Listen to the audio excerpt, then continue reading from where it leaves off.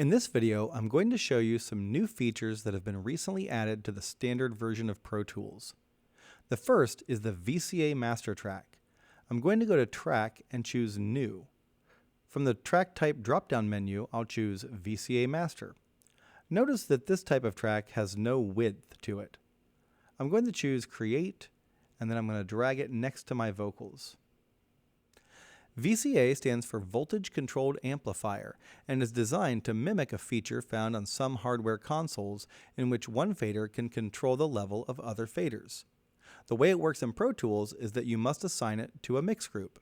So I'm going to go to the top here where it says No Group, and I'm going to choose the Vox group. A couple of things have changed. There's a meter on the VCA track now. Down in the Groups box, VCA1 appears next to the Vox group. If I solo the VCA master track, you will only hear this group, even though it doesn't look like they're soloed. I've been here. If I mute the VCA master, you won't hear that group, and that is indicated by the soft muting. If I move the fader, it actually moves all the other faders. This is slightly different than the submix track, which does nearly the same thing, but does not move the faders. It is a volume control for the entire group. It also changes the behavior of the group. It delinks your solo button and your mute button. So the VCA track is a different kind of track, and you can explore it at your own pace. I personally have not worked VCA tracks into my workflow. So for now, I'm going to delete it.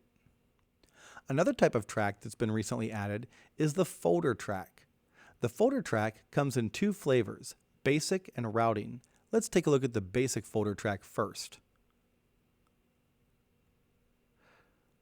I'm going to drag this to the top of the vocals here, and then I'm going to click and shift click to select the range of vocals, and I'm going to drag them into this folder track.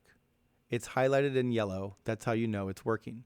I'll let go, and now you can see a very thin blue line around this group of tracks. If I click on this folder here, they go away. They're still there, but they're just hidden from view. The basic folder track is a purely organizational visual kind of track. It doesn't have any inserts or sends or routing abilities.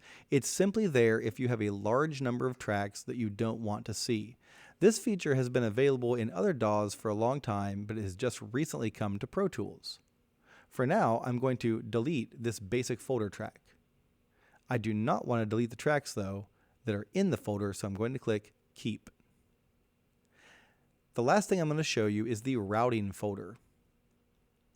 The routing folder is essentially a submix track with the extra capability of being able to hide the tracks. So in this case, I can click and shift click and put all of these into the folder track. Now this has I/O routing capabilities, sends and inserts, and you can hide the tracks. This is designed to take the place of a submix track, but since it's so new, I haven't worked that into my workflow yet either. So for right now, I don't use folder tracks, but I can see myself going there very soon. If you would like to use folder tracks in your project instead of submix tracks, I'm open to that.